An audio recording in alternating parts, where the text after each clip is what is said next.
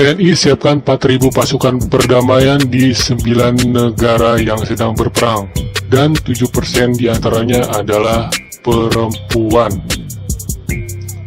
Kepala Staf Umum Kasum TNI, Letjen TNI Joni Supriyanto, mengatakan pihaknya menargetkan pengiriman jumlah tentara pasukan perdamaian dunia menuju 8 negara konflik pada 2019 mencapai 4.000 personil.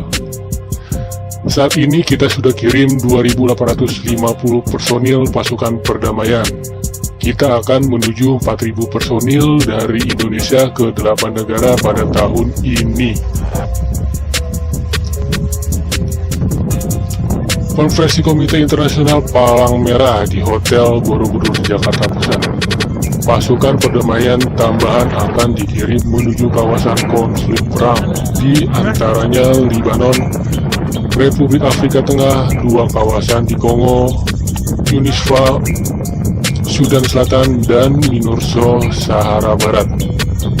Personil yang siap diberangkatkan itu berasal dari Satuan 503 Kostrad Jawa Timur dan 121 Main Body Medan. Joni mengatakan pihaknya juga akan menambah komposisi personil perempuan pada pasukan perdamaian dari semula hanya 4% ditambah menjadi 7%. Personil perempuan ini diharapkan mendapatkan simpati masyarakat serta lebih mudah berinteraksi saat terjadi konflik, katanya. Saat ditanya terkait dengan jadwal pemberangkatan pasukan, Joni mengatakan bahwa pihaknya masih menunggu pendanaan dari Perserikatan Bangsa-Bangsa atau PBB. Kita masih menunggu pendanaan dari PBB. Pasukan perdamaian ini uangnya dari PBB, katanya. Joni mengaku tidak khawatir dengan potensi tentara perempuan yang rentan menjadi korban kekerasan fisik di kawasan konflik. Perempuan bisa masuk tentara itu pasti hebat, karena standarnya sama. Tentara perempuan jumlahnya 7%, 93% tentara laki-laki. Ia dilindungi yang perempuan, ujarnya. Joni menambahkan bahwa persenjataan TNI saat ini sudah sangat modern dan canggih sehingga memenuhi kriteria untuk melindungi masyarakat sipil yang menjadi korban peperangan. Yang dibahas sekarang, persenjataan kita makin modern dan canggih. Tinggal bagaimana kita mengamankan sipil korban peperangan atau masyarakat yang terlibat di daerah konflik. Kepala Deklarasi Regional untuk Indonesia dan Timor Leste Komite Internasional Palang Merah atau ACRC, Alexander Vaite, mengatakan pihaknya selalu berdampingan dengan pasukan perdamaian. Kegiatan konferensi kali ini adalah bentuk kerjasama pihaknya dengan Indonesia dan PBB dalam upaya penanganan perlindungan terhadap sipil korban perang. Pasukan perdamaian selalu dibarengi ISRC, seperti di Afghanistan dan Kongo. Kita bisa berhubungan di lapangan. Selain interaksi di kawasan konflik, ICRC juga rutin berkoordinasi dengan pemerintah Indonesia melalui Badan Nasional Penanggulangan Bencana atau BNPB.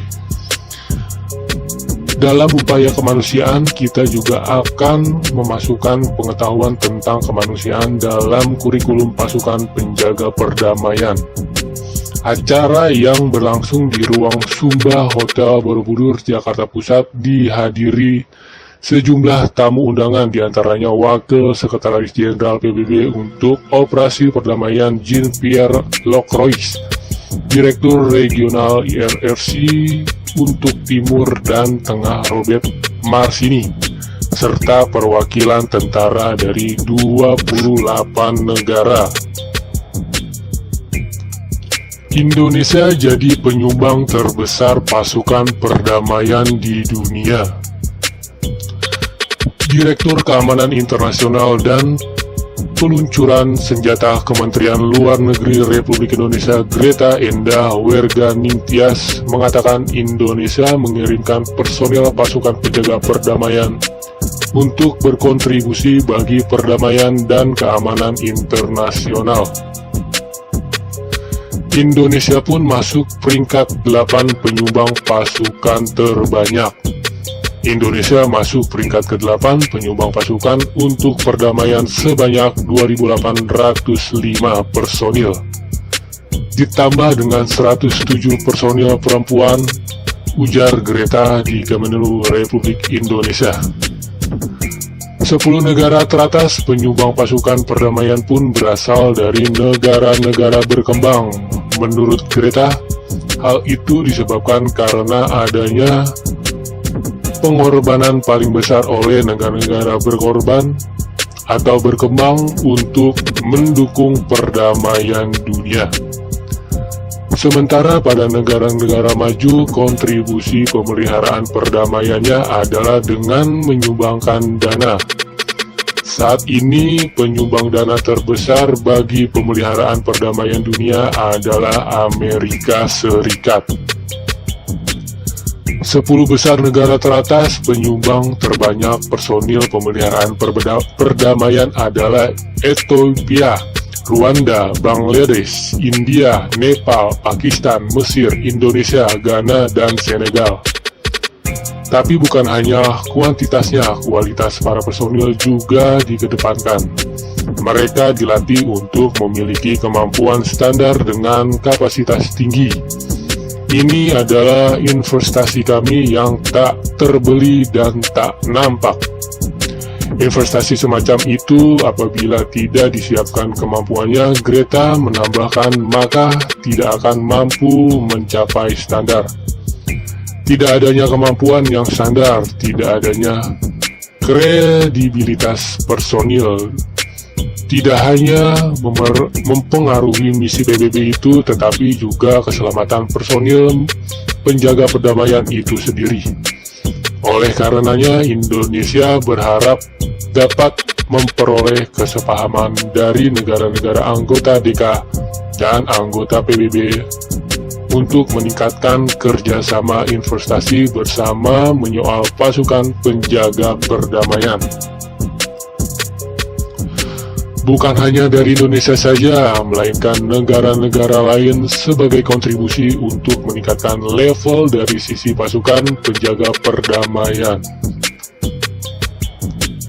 Berikut adalah misi-misi pasukan perdamaian dunia.